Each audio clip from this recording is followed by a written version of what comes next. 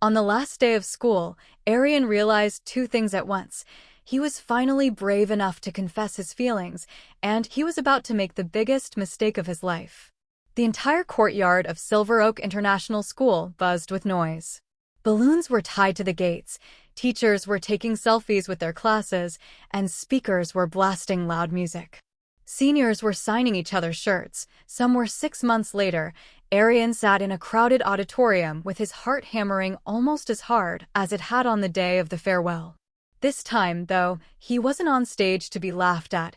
He was one of the finalists for the National Young Innovators Scholarship. On the giant screen behind the judges, his project name glowed in bold letters: EqualDesk, smart learning for every student. He had built the app on those library computers, piece by piece, night after night, testing it on Mohit and a few younger kids from the neighborhood. It organized syllabus-wise notes, practice tests, and doubt-clearing sessions from volunteer toppers and young teachers, all for free. For students who could pay a small fee, schools could unlock advanced analytics and live mentoring, which meant the app could also earn money. It was simple, fair, and powerful. When the announcer read his name as the national winner, the hall erupted into applause. Aryan's hands shook as he walked onto the stage, but this time there was no rose, no mocking laughter, only bright lights and proud eyes. The head of TechVista shook his hand and said, "Congratulations, Mr. Varma.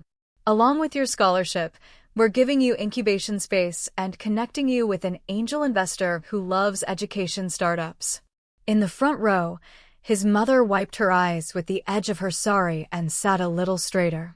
Later, when the investor, a calm, gray-haired woman named Ananya Mehta, asked Aryan why he had created EqualDesk, he didn't talk about prize money or fame. He talked about his mother mopping sea. One afternoon, as Aryan studied usage data in the glass-walled office Ananya had given him, an email arrived from an address he knew too well: management@silveroakschool.org. The trustees wanted a meeting to discuss a strategic partnership. Silver Oak, it turned out, was struggling to keep up with newer schools that offered digital learning, and they were willing to give EqualDesk a major stake in their operations in exchange for technology, branding, and funding. Ananya read the proposal, did some quiet calculations, and then turned to Aryan. "If we do this," she said, "EqualDesk will effectively own controlling rights in Silver Oak."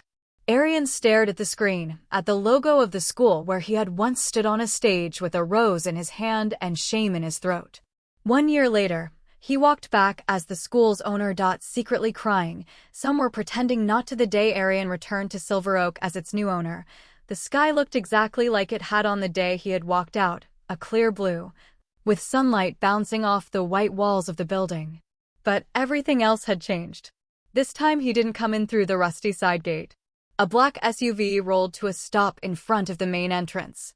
The security guard, who used to barely glance at him, hurried forward to open the door. Aryan stepped out in a crisp white shirt and dark blue blazer, not oversized, not borrowed, perfectly his. He had grown a light stubble, his shoulders seemed broader, and there was a calmness in his eyes that hadn't been there before. On the other side of the car, another door opened. His mother got out slowly, adjusting the palu of her new sari.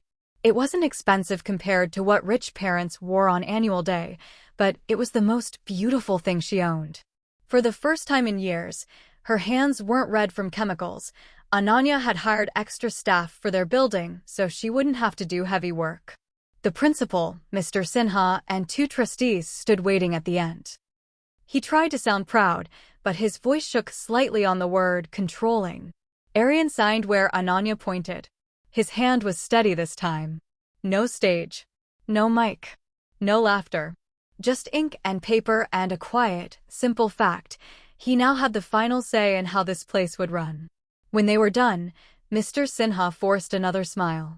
"We have also arranged a small assembly," he said, "to introduce the students and staff to the new ownership."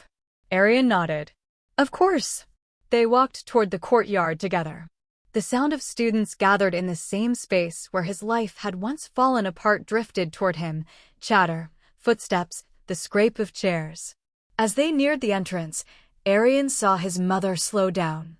She glanced at the cleaning staff standing respectfully at the back of the assembly, mops and brooms in their hands. They were watching her with wide eyes, whispering among themselves. One of the women, her old friend Rukmini, pressed her palms together and murmured, "Didi, you look like a madam today." His mother's eyes filled with tears. "No," she whispered back. "I'm still me." Aryan stepped up to the stage. This time, when he took the mic from the stand, nobody told him to make it quick. Mr. Sinha himself adjusted it to Aryan's height and stepped aside. Hundreds of students stared at him. Some of the older ones squinted, trying to remember where they had seen him before. Whispers spread quickly. "Is he the new director? Looks young, Yar." "Wait, is that?" In the middle rows, a girl in a pastel kurti and jeans froze. It was Kiara. She had come back to school that day only because her mother had asked her to attend this special assembly and show support as an alumna